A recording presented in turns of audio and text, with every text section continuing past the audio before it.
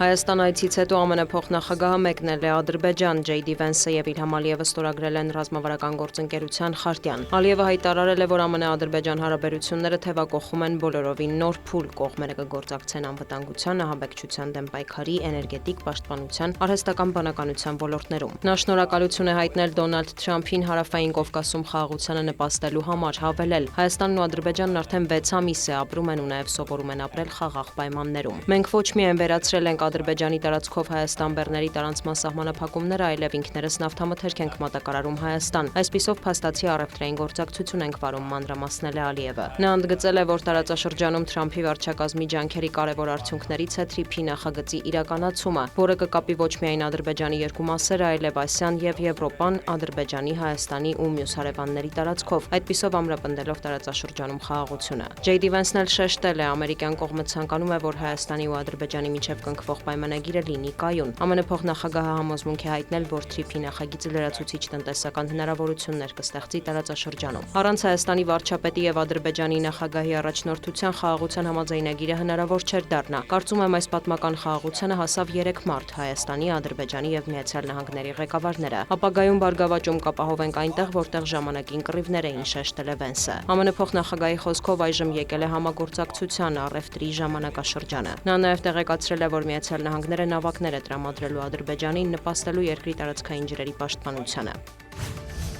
Ռուսաստանը պատրաստ է քննարկել Երևանի հետ TRIP նախագծին Մոսկվայի հնարավոր մասնակցության պարամետրերը, հայտարարել է Ռուսաստանի փոխարտգործնախարար Միխայիլ Գալուզինը։ Թրամփի ուղու վերաբերյալ մեր դիրքորոշումն արդեն սահմանել ենք, հայ-ամերիկյան նախաձեռնության մանրամասները դեռ պետք է ուսումնասիրվեն, հավելել է դիվանագետը։ Գալուզինը հիշեցրել է, որ Հայաստանի երկաթուղային ցանցը մինչև 2038 թվականը կառավարվելու է ռուսական երկաթուղիների դուստրընկերության կողմից։ Երկիրն օգտագործում է ռուսական երկաթուղային գիծը, իսկ Իրանի հետ սահմանին տեղակայված են ռուս սահմանապահներ։ Հարկավոր է հաշվի առնել նաև Հայաստանի անդամակցությունը ԵԱՏՄ-ին։ Այս պայմաններում ակնհայտ է, որ մեր գործընկերները չեն կարող առանց Ռուսաստանի կարծիքի հայտնել փոխնախարարը։ Գալուզինը հավելել է, որ ատոմակայանի կառուցման հարցն էլ կարևոր տեղ է զբաղեցնում Մոսկվա-Երևան հարաբերությունների օրակարգում եւ պարբերաբար քննարկվում է տարբեր մակարդակներով։ Ռոսատոմը պատրաստ է հնարավորինս կարճ ժամանակահատվածում սկսել նախագծի իրականացումը, բնականաբար հաշվի առնելով մեր հայ ընկերների ցանկությունները, հուսալի ստուգված տեխնոլոգիաների, ինչպես նաև գրավիչ ֆինանսական պարամետրերի, այդ թվում շինարարության, հետագա շահագործման եւ մասնագետների վերապատրաստման առումով կենսունակ այլընտրանքներ չկան, շեշտել է դիվանագետը։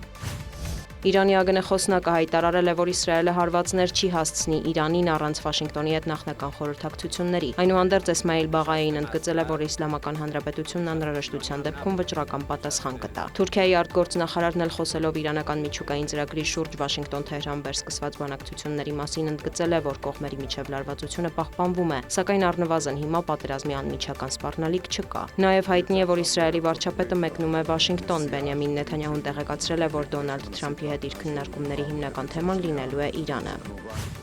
Ֆրանսիայի նախագահը հայտարարել է, որ մի քանի եվրոպացի առաջնորդների առաջարկել է վերսկսել Մոսկվայի հետ երկխոսությունը ռուս-ուկրաինական կարգավորման շուրջ քննարկումներում այլևս երրորդ կողմերից կախվածություն չունենալու համար։ Ռուսաստանը մեր դռների մոտ է, ուզենք թե չուզենք, ընդգծել է Մակրոնը։ Նա հավելել է, որ ֆրանսիական կողմն արդեն կապ է հաստատել Մոսկվայի հետ։ Կրեմլից հաստատել են Փարիզը եւ Մոսկվան տեխնիկական մակարդակով շփումներ են ունեցել, սակայն ամենաբարձր մակարդակով երկխոսություն հաստատելու ցանկությամբ որևէ ազդանշան ռուսական կողմը մինչ այժմ չի ստացել։ Սակայն Դմիտրի Պեսկովի խոսքով ուշադրություն են դարձրել եւ դրական գնահատել Մակրոնի հայտարարությունը, որ անհրաժեշտ է Ռուսաստանի հետ շփումներ հաստատել։